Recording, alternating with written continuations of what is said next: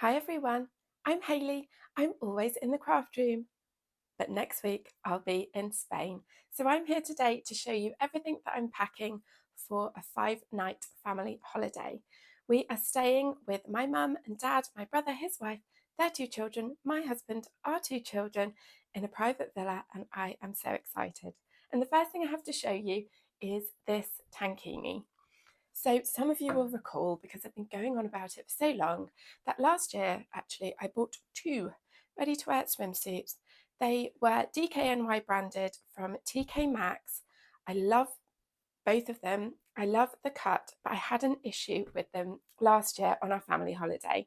We went to Croatia, spent a lot of time in a swimming pool, and this very well made lined swimsuit got quite heavy. And because I have such a short torso, they were dragging down with the weight of the water and made me feel a little bit uncomfortable. So what I've done with the navy one is cut it into a tankini. So I will show you what I did on the bottoms because I'm not going to be modelling them. But I basically put it on, drew a line where I thought I wanted to separate the 2 pieces, and then I compared it to my underwear pattern. So I do make my own knickers. So I have a standard pattern and I made sure the height was about right. And then I just honestly had to brave it and cut into it, and it was very nerve-wracking. I watched a load of tutorials on YouTube, primarily from Liz Sews, who's amazing. If you've ever tried to make your own lingerie or swimwear, I'm sure you've come across her channel, and I got loads of great tips from her. So I bought some rubber swimwear elastic from McCulloch and Wallace, and I don't know if the width I bought was unusual. It was all they had in stock, but it is a full 1.5 centimeters or 5/8 of an inch, which is actually quite hefty. Now this is great because it means my undies won't fall down, but most of the tutorials I saw said to sew the swimmer elastic on the wrong side, turn it once and top stitch. And I just didn't want to lose 1.5 centimeters of swimsuit fabric. So when I cut it open, the lining actually completely separated from the outer. So what I decided to do was slip the swimwear elastic in between the 2 layers. And I think if I pull it, you'll just be able to see it shadowing through, because it is white. And I just thought that would be more comfortable because the rubbery elastic, it doesn't feel the nicest. So I slipped it in between the 2 layers. I did have to unpick the side seam slightly to do that. So I have stitched in the ditch just to re-secure the side seam because that was making me nervous too. And then I finished the top edge with fold over elastic. I just thought that that would save me the width of turning out the height, I guess, of turning over the fabric. So I have lost absolutely zero length because the bottom of the top I did with fold over elastic, and I butted the swimmer elastic right up against the top edge and then basted it in with a really long stitch length. I measured the swimmer elastic where I thought they were going to sit, and obviously once I'd cut the suit in half I could try it on and check, and then it was all guesstimates. I took about that much, like, I don't know, 12, 15 centimeters, around about 5 inches I'd say, off, and then I pulled it, basted it on with a long stitch length, and then I just tried them on and I was happy with it. It is a balancing act with bikini bottoms because you want them tight enough that you're never in fear that they're going to fall down, but you don't want them so tight that they're cutting into you because, I don't like anything too tight. So once I'd got the swimwear elastic basted in between the layers, I then did baste all 3 layers closed, and then I applied the fold over elastic in one. I folded it, pinned it, and I just stretched it a bit. I'm sorry to be so vague, but you know this channel, not a tutorial. If you do need advice on this kind of stuff, watch Liz Sews because she had some really good tips about measuring on the base of your machine so that you were pulling really consistently the whole way round. I did not do this on my cover stitch machine. I guess I could have, but my Janome cover stitch it's an entry-level cover stitch. It's fine for hemming t-shirts, but this swimsuit, you can probably see it better in this one, has got these pleats running across it, and I had to cut through the pleats and go over the side seams. So there were just quite a few bulky areas. And the one thing my Janome really struggles with is multiple layers. That's when it skips a stitch. And once a cover stitch has skipped one stitch, the whole thing has lost its integrity. And you either have to pull it all out and do it again, or hand stitch those stitches down so that they can't come undone. So I did it on my sewing machine. I'm going to get my face out of the shot so that it will focus properly. I did that triple zigzag that is just super, super stretchy. And honestly, I think it looks really nice. It's worked really well. And I did use the wrong side on the fold over elastic. The elastic I bought from Abercorn, and it was navy like the suit, but slightly lighter. And the right side was really shiny, and that just drew attention to the mismatch in colour. So I used the wrong side. And honestly, I'm really happy. I will say, one of my commenters when I first suggested doing this was right, and you do lose more length than you think you would. So when I wear this swimsuit dry, it feels fine. As I say, when it's wet, it grows a bit. I cut it, use the fold over elastic, I've lost no length, and yet when I wear these two pieces together, there is a gap. So that surprised me. Maybe when I get wet, it will all grow again. But what I decided to do was take the navy one with me as a two-piece. I'm going to take the green one as a one-piece and just see how I get on. If I love this, I may do the same to the green one. I think finding fold over elastic to match will be tricky, but I just wanted to trial it and see how it was. Anyway, I just wanted to show you the swimsuit, and I do plan to wear it like this. As I'm in and out of the pool, I think it will look nice with these trousers and with these trousers and with some joggers, which I've just spotted I've forgotten to hang up.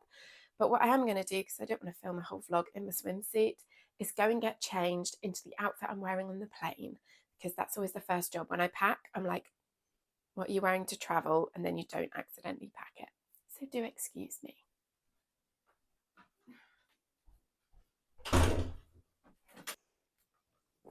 Let's get packing.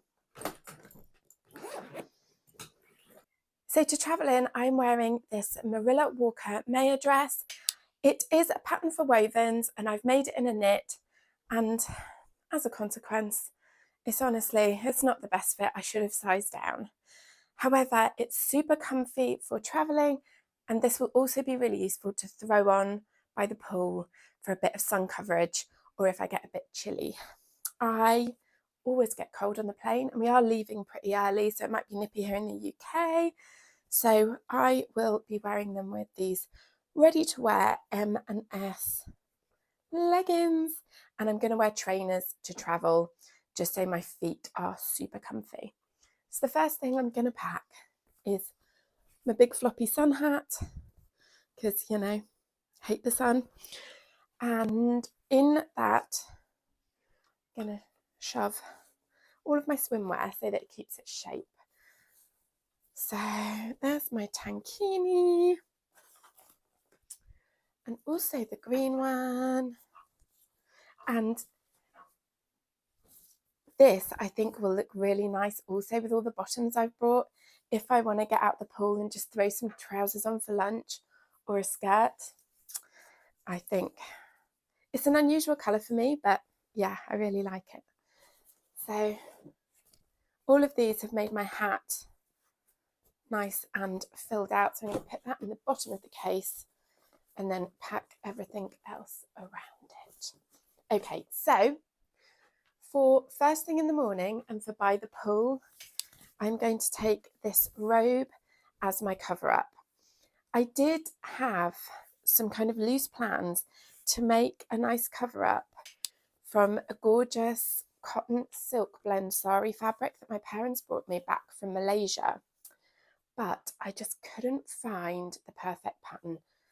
I had a few I was thinking about, I was umming and ahhing, and what I've learnt in my sewing career is that when I can't decide what pattern to make with a fabric, I just need to leave it and wait, because one day the perfect pattern will appear in my mind. I just need to trust. So instead, I'm taking this to wear by the pool. It's not the most glamorous, is it? But it will be handy for the mornings. And you know what? We're all family. No one will mind seeing me in my robe. And it is quite a cute one, if I do say so myself. It's the Gather Patterns Buchanan robe. I would not recommend the pattern. I don't think it's available anymore. But yeah, I do have a vlog about it where I tell you all the myriad things that are wrong with the pattern. Nobody's watched that vlog though. It's my least popular one ever. So I wouldn't be surprised if none of you recognise it. These shorts are Simplicity 9550. Super cute, swingy, kind of culotte style shorts. And I thought they would look cute with a swimsuit as the top half, but also with pretty much any of my tops. It's bright, isn't it? But for a holiday combo, I think that's lovely. And I've also got a white linen top that I think they'll look great with. Honestly, I think I could wear them with one of these t-shirts as well. So I think they'll be super useful. And they're also nice for if we leave the villa and go out into the local town. They feel like they offer some sun protection with a nice high neck top. I will also, of course, be taking my Vogue cargo pants because they just go with everything. They're lightweight, floaty, and very comfortable. They go nicely there. And I think they will look particularly fabulous with this George's Portfolio Mellow top. I made this from a Liberty Tana lawn, and yeah, so proud of this. I absolutely love it. It's just, this isn't one of those fabrics that I had in my stash for years, couldn't decide what to make from it. And when I suddenly thought of this pattern, I knew I was right. And I think that will be nice for if we do go out, because it's high neck for a bit of sun coverage. My arms don't seem to burn as badly as my chest. I mean, don't get me wrong, I will be factor 50 head to toe, but even with that, I still have to be careful. So other day wear would be these trousers, the same Vogue pattern again, but these are full length, not cropped, and they're so swishy and dreamy, and they really feel very holiday to me. I also think they look really nice with my straw sun hat. And I was talking recently about replacing the ties. I have done that. So let's fold those up. They do need a plain top just because obviously they're so highly patterned. So to go with that, I'm taking my Ottobre Carment top, although this pattern is heavily modified, like very heavily modified. So it's not really that pattern anymore, to be honest. But that will be nice with those trousers, with the shorts, and also with this skirt. So that could honestly do with an iron, but is there any point ironing something to fold up and put it in a suitcase? No, there is not. If I need to iron it, I'm sure I can do it there. So this skirt I will also be taking, and I think this will be lovely around the pool as well with a swimsuit on top. It is a bias cut skirt that I made from a YouTube tutorial. There was no pattern involved. I have got a vlog about it, but it's more of a like sew with me than a tutorial. If you just want to make a bias cut skirt, Google it and you'll find something with actual instructions. Mine was just like, I'm giving it a go, and I've got to say it works perfectly. It was yeah, a fantastic tutorial I followed. I'll link it below. So also for daytime around the pool, if we go out, I've just got two sundresses. This one is another Ottobre pattern. It is called Hippie Maxi, and it's very long with lots of tiers, and you can't tell in this print, but it's actually got quite an intricate princess seamed bodice. This dress is absolutely dreamy. I lined it in rayon Bemberg, and the fabric is from Rainbow Fabrics years ago, and I just love this shade of cobalt blue. I've been searching for a fancy cobalt blue patterned fabric to make a dress for a wedding, and I cannot find it anywhere. So that is actually quite bulky because it's a rayon challis. And then this is also rayon challis, probably also from Rainbow Fabrics, to be honest. And this is a Megan Nielsen Darling Rangers dress, highly modified. I've done a scoop neck, and I haven't continued the button placket all the way down as it is in the Darling Rangers. I just did it on the bodice, and then I actually added the skirt of the October pattern. And then I added a flutter sleeve, which is a free pattern from Tilly and the Buttons, I believe, that you can just download, a shoulder ruffle pattern piece. And actually, now I look at it, I had to do a centre back seam. I was obviously short of fabric to do what I was trying to do. Gosh, these sundresses are really bulky. I'm not sure we're going to get it all in. I do prefer to pack light. I am a little weakling. I hate dragging big suitcases around. This suitcase is tiny and quite light, and I can get it into an overhead locker by myself. Now, don't get me wrong, I am happy to just look pathetic and let someone else offer to do it for me, and I will always gratefully accept if somebody does offer, but you can't be relying on other people. So I much prefer to just take less stuff and know I can handle it by myself. If I have a proper big case, I can't get it on and off the luggage carousel. Even if I check it, I can't lift it into a taxi boot. So I prefer to travel light. And my favourite thing when I get back from holiday is to take the suitcase and just tip it on the laundry room floor. I like to know that every single thing I took has been worn and needs to be washed. In my 20s, I used to take a lot of stuff and have options and come back with like one suitcase of clean stuff and one of dirty stuff. And that it was just ridiculous and so much effort. And on the last day when you're packing and you're like, oh, that's clean, keep it separate, it's so annoying. So my aim is to wear every single one of these and then just come back and wash it all. So that's for daytime, round the pool, at the villa, or if we wander into town. But we will most of the time be at the villa for the evenings, and probably I'll go and have a nice shower after I've spent the day in the pool. I want to get changed into something super comfy. So here are my paper cut pattern anima pants. I'm not going to fold these up and pack them because they're still slightly damp from the wash. So yeah, I'll leave these here, but they are definitely going. And to wear those with of an evening, I'm packing 2 t-shirts. They are both the Itch to Stitch Idlewild. This one is in a navy from Abercorn. Some of you might recognise this. There's a whole backstory. Where I made it wrong and then had to make it again. But anyway, cap sleeve Idlewild, love that. And another blue floral cap sleeve Idlewild, because I'm nothing if not consistent.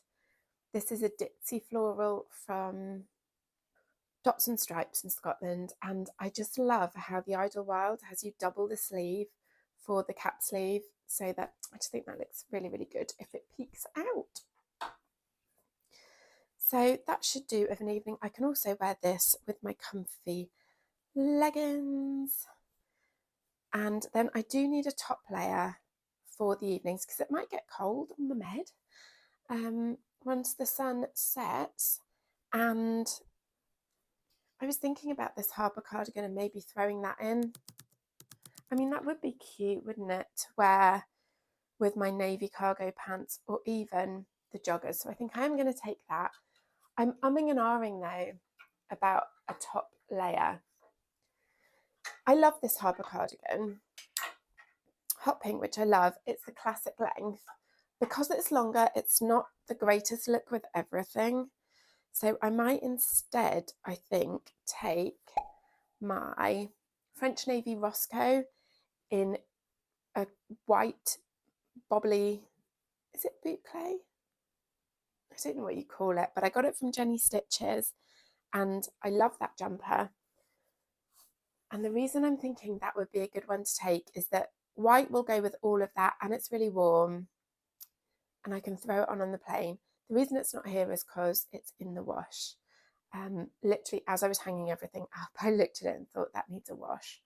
So I think I'll wear that on the plane because I can tie it around my waist. Yeah. So I'm just going to add underwear to that. You don't need to see that. But here is my packed suitcase. In the zippy bit on the top is where I put my wash bag, etc., and also my shoes. So for accessories, I will be taking this handbag for going out and about once we're in Spain. Always take a crossbody abroad. Does anyone else do that in London? Oh, if I go to London, it has to be a crossbody bag. And I will also keep passports, lipstick, phone in here at the airport, but I will have a backpack with like all the kids' snacks, etc. Colouring books for the plane, a book for me. Maybe I'll take some crochet to do on the plane as well. And then for shoes, my good pair of shoes will be these Bowden espadrilles. I'm good at getting the right angle, but they're little animal print on the bottom, navy. They are very comfy. I can walk a long way in those, so they'll be good for if we go out from the villa. But also just a casual pair of slides in a really neutral colour that goes with everything. And then for around the villa, because it's Spain, probably all the floors will be tiled, and even in hot weather, and it is going to be high 20s when we're there, I get cold feet if I'm touching tiles. Just a pair of flip-flops, nothing special. I think I got them free at a spa.